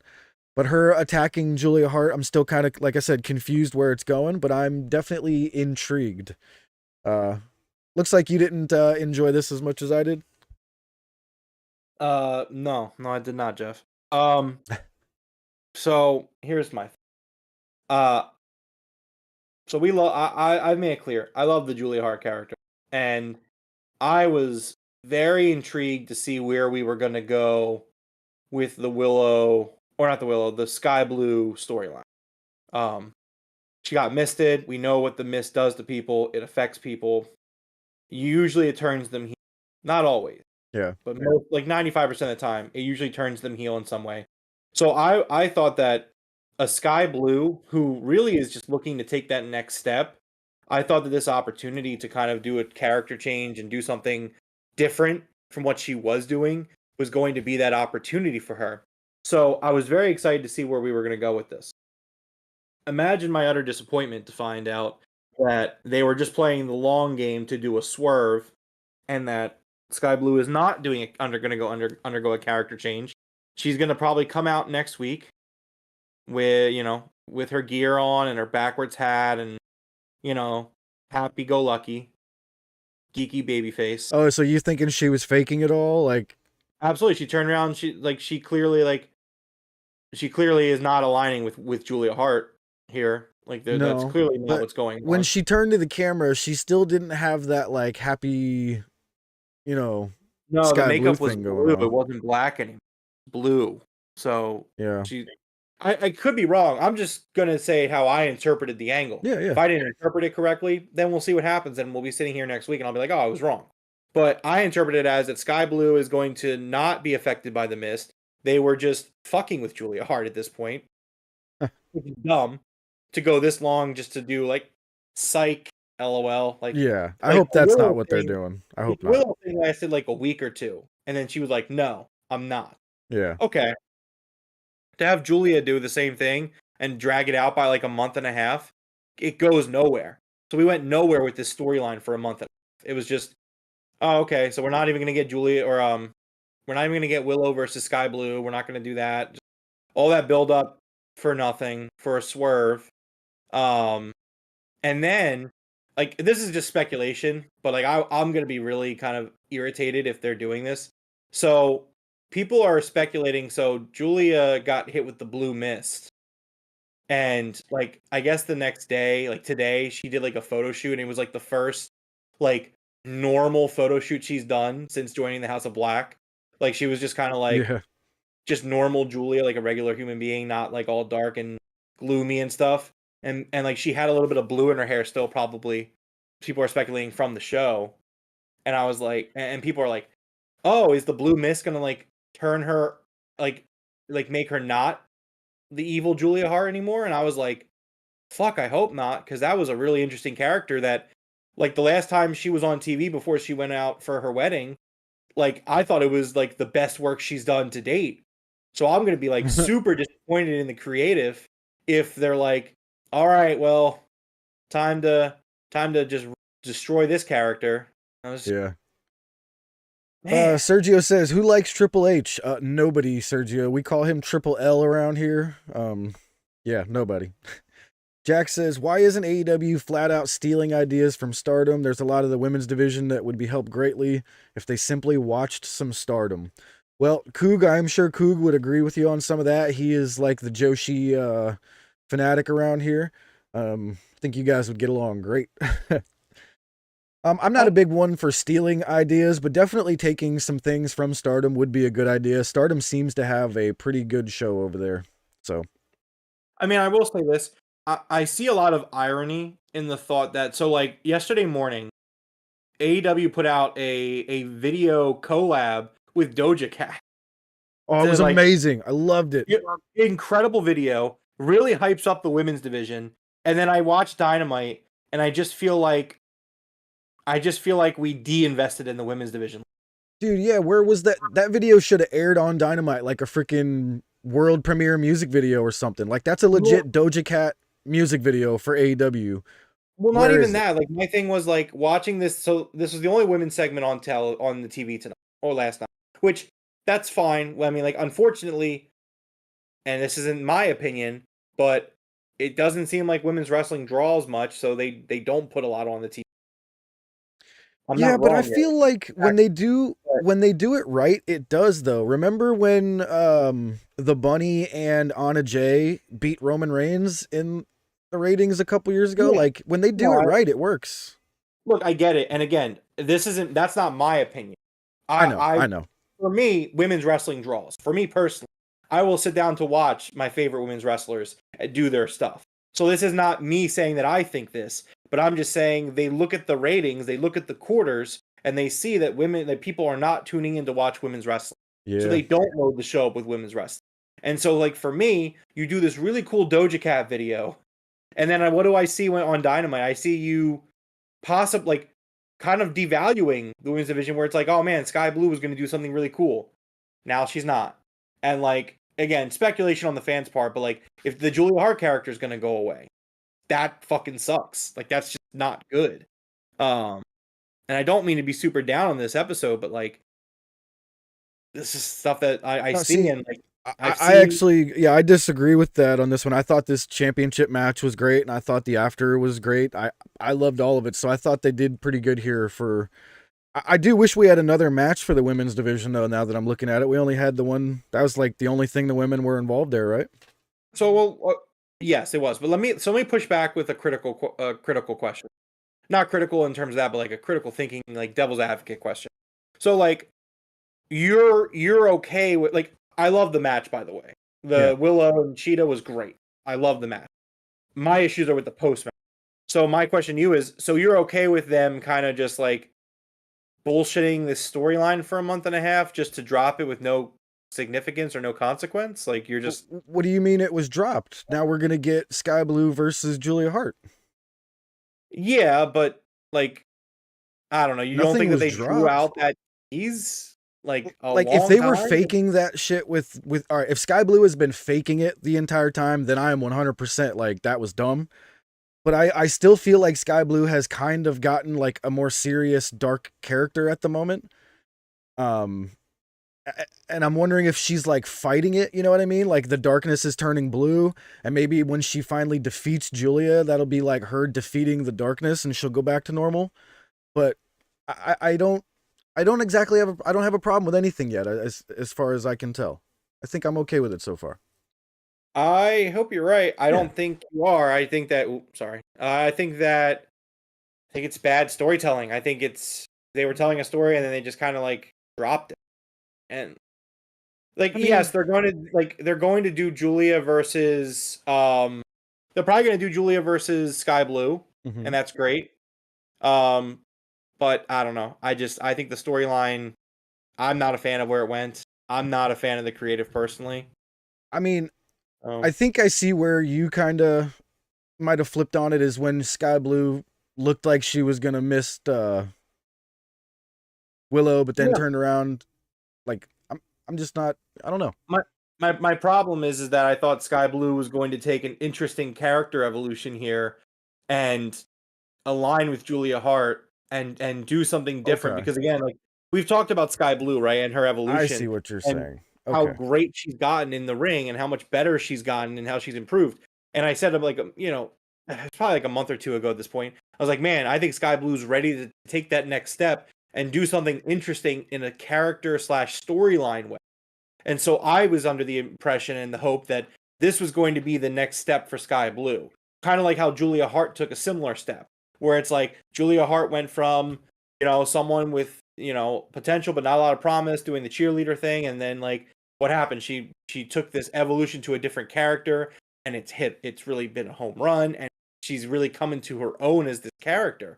And so that was what I was hoping for Sky Blue. I was hoping for Sky Blue. Obviously, I don't want it to be a cookie cutter imitation and be the exact same character per yeah, se, but I want to see these women's wrestlers and really all the wrestlers. I want to see them do things of substance and value on the weekly television show because number one, you build up your character. That's how people care about you. And then number two, like it just it's how you get on TV. It's like you just do. You're part of storylines, part of angles. You have character. You build things up, and it just I don't know how else to put it.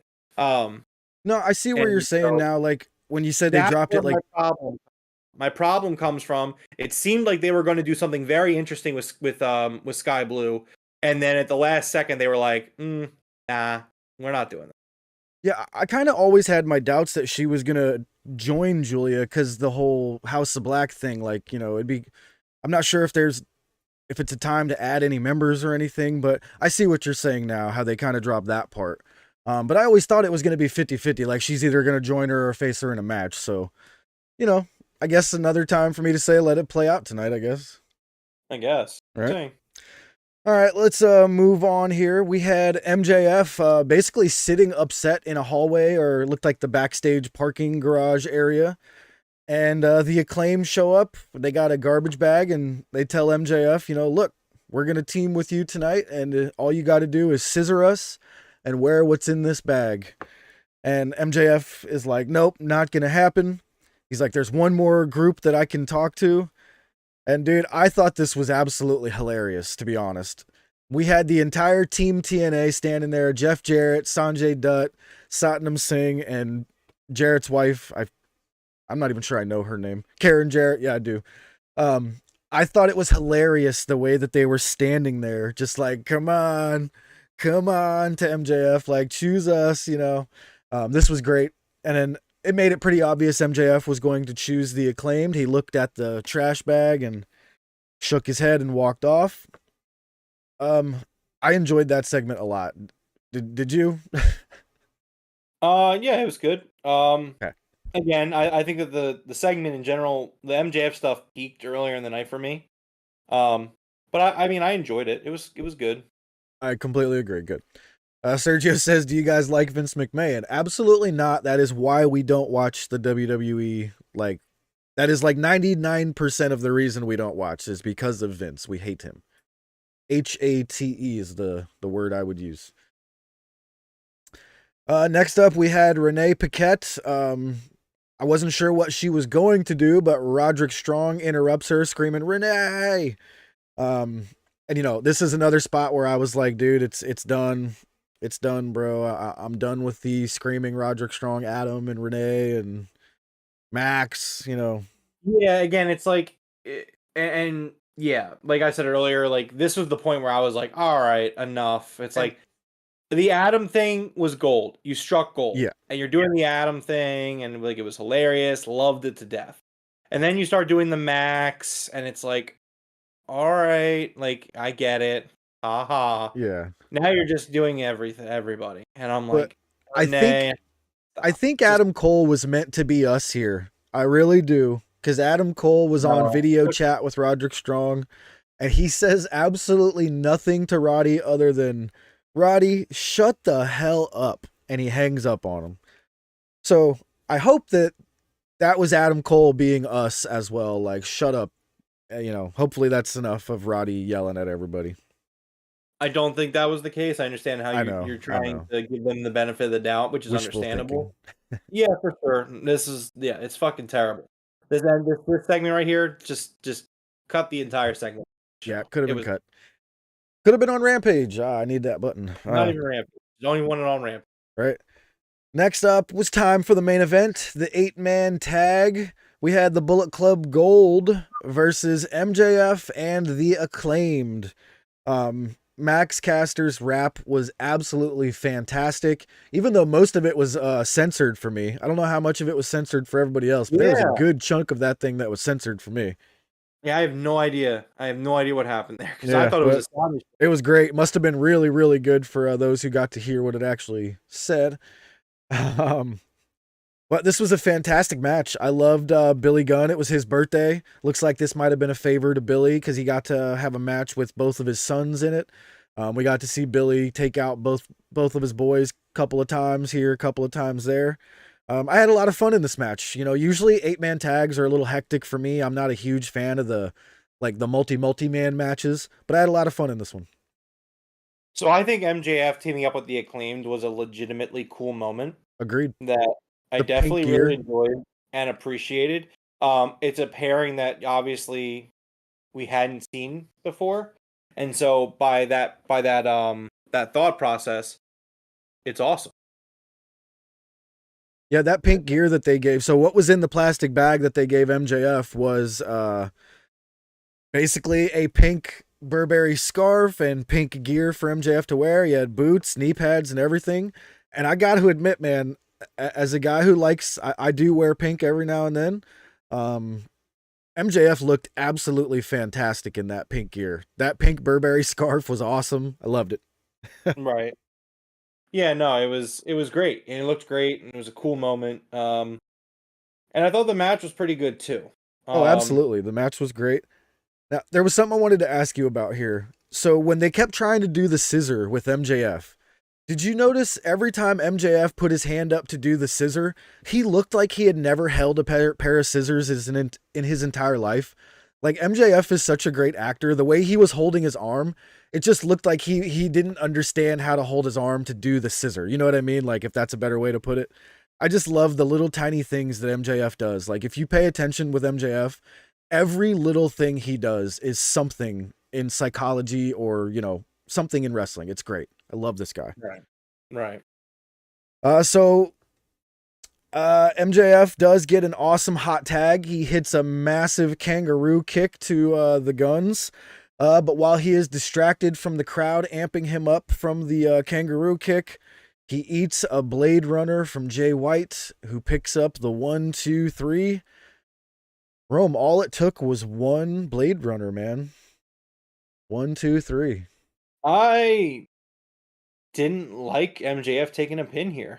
Thought it was kind of weird. And I was like, my first thought was like, holy shit, they are really protecting Jay White here. Yeah. Like, it is like almost borderline absurd how much they're protecting Jay White here.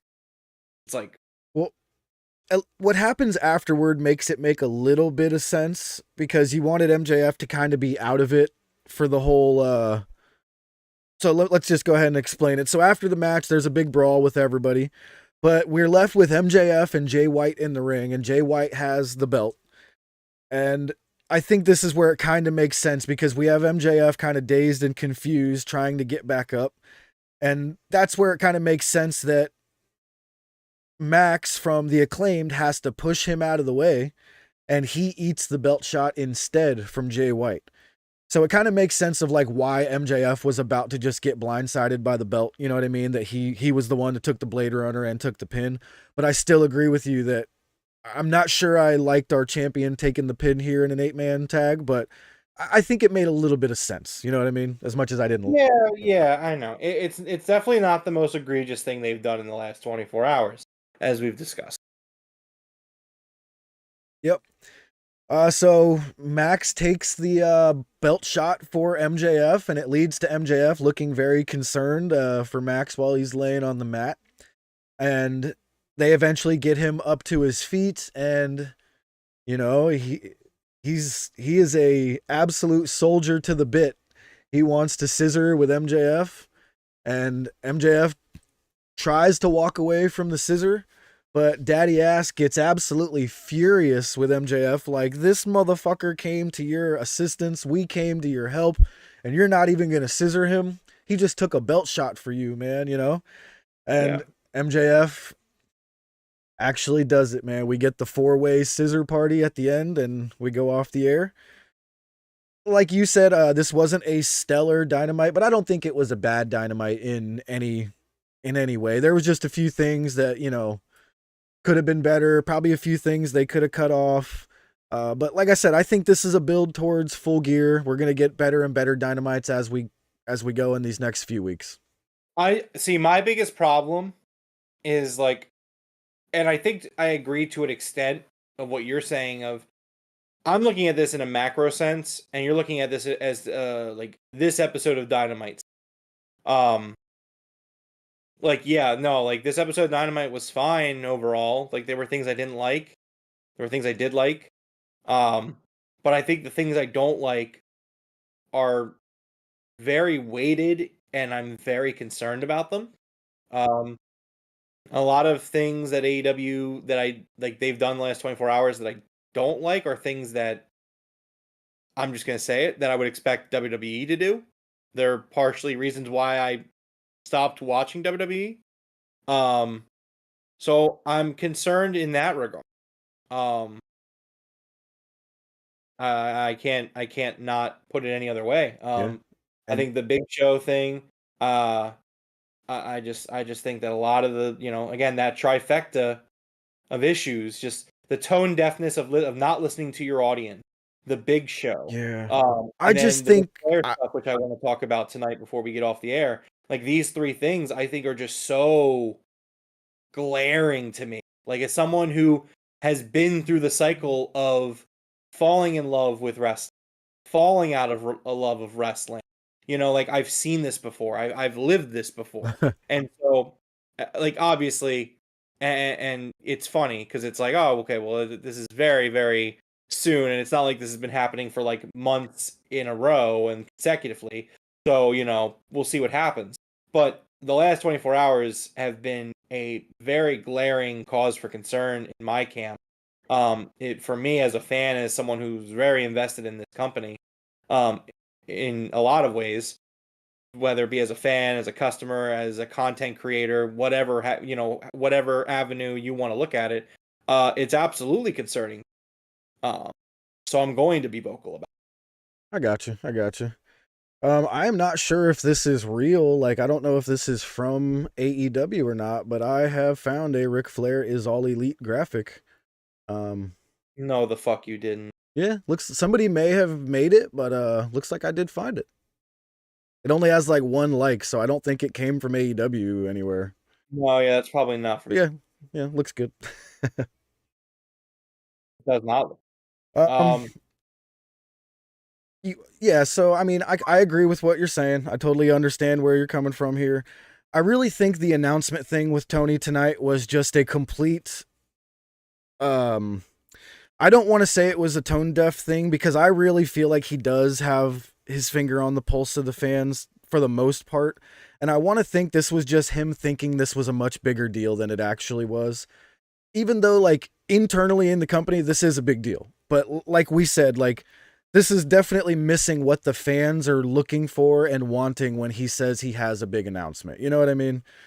So I totally understand everybody, the way you feel about the announcement and all that stuff. So we'll see if he learns moving forward, or if the next big announcement is another flop, as they should say.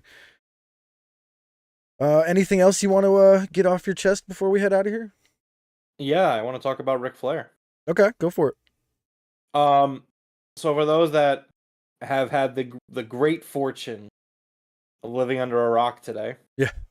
AEW announced that Ric Flair has signed a multi-year deal with the company.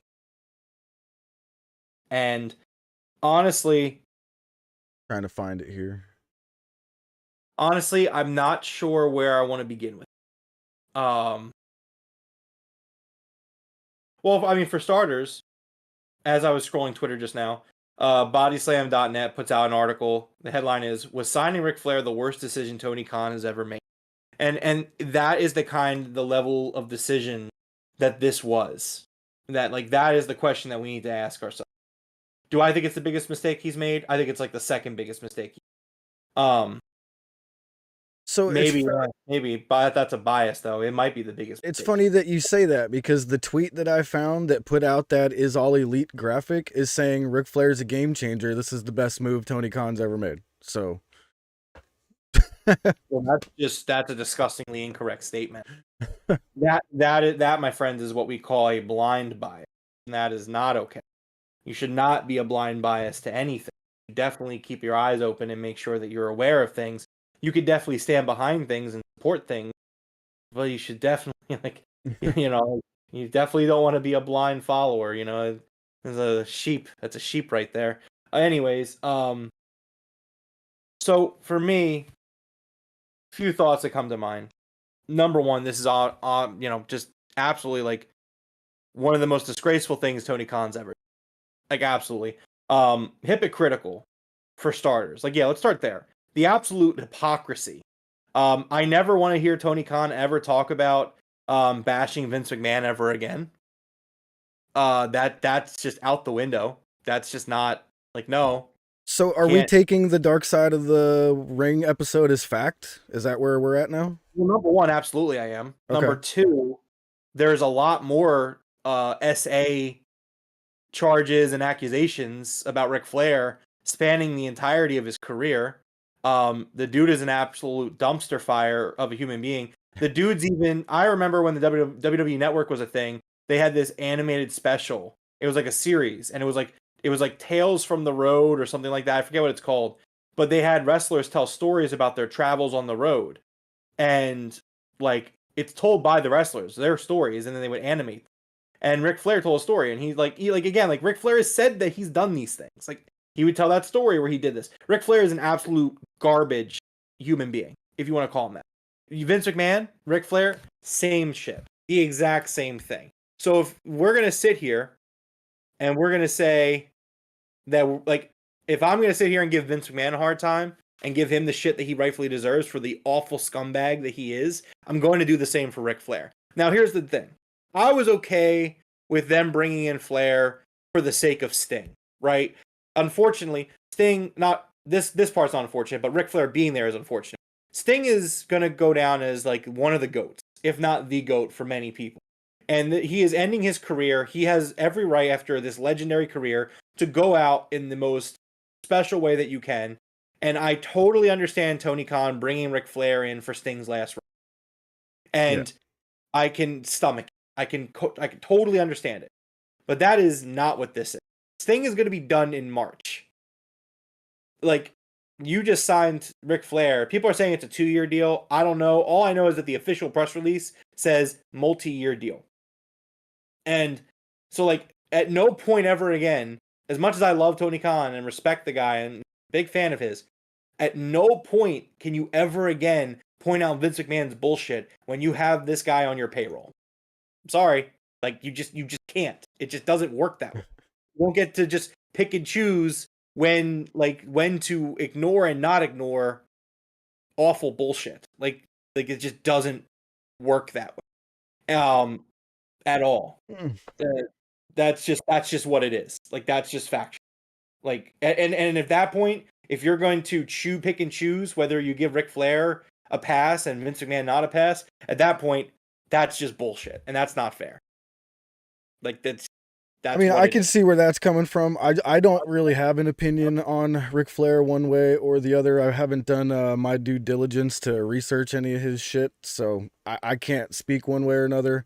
Where I'm at on this, the whole thing is Sting is happy with him being there, so I'm gonna stomach it like you said you are. Uh, I would actually like to see if he's gonna stick around something with Andrade. I mean, it would be the only thing that would make sense. We were supposed to get it a while back before that episode aired. I guess, it is what it is at this point.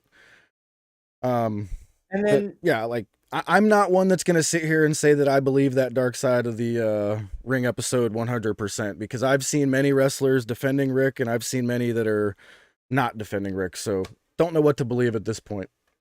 well, I mean, I'm not just going off the Dark Side of the Ring again. Like, this is something that Ric Flair himself has admitted to for decades of just the treatment of women's fucking. It's disgusting. It's part of his gimmick, even, for fuck's sake. I mean, obviously, we know all that stuff, but yeah, that stuff. That was him. You know what I mean? That's who it was. I get it, but like, if we're gonna sit here, we're gonna say, well, Vince McMahon is a fucking pile of dog shit that deserves to get pushed off a fucking cliff. Well, guess what? Ric Flair also deserves to get pushed off a fucking cliff. Now, again, if you don't think that like those things like aren't offenses, like, well, that's your opinion, but like, okay, well, like, then you need to at least be consistent. And I'm not saying you, Jeff. I'm just saying, like I said, I would need to do some research because I feel like the stuff that we know Vince McMahon did is way worse than anything that I've heard Rick accused of. You know what I mean? Again, decades of SA. Yeah, I got you. Decades and decades and decades and decades of SA. I'm just one that tries not to judge history by today's standards. That's like my new thing right now. So, it is what it is. Rob Axel, welcome to the podcast. Says Flair refuses to retire. Basically, LOL. Yeah, I mean, the dude definitely needs to retire. I did see a thing here today that Flair actually said that he would like to wrestle, but AEW is not going to let that happen. He actually said that, and a lot of people were like, thank God. So it doesn't look like he's going to be wrestling. That would actually be absolutely atrocious. Do not want that in any way, shape, or form. The chop on Sting was pretty funny, but, that's about all I would ever be able to handle of that. Hey, we got Juhas in the house, just as we're pretty much going to be getting out of here. Anything else you want to go over? You got anything more you wanted to elaborate on there?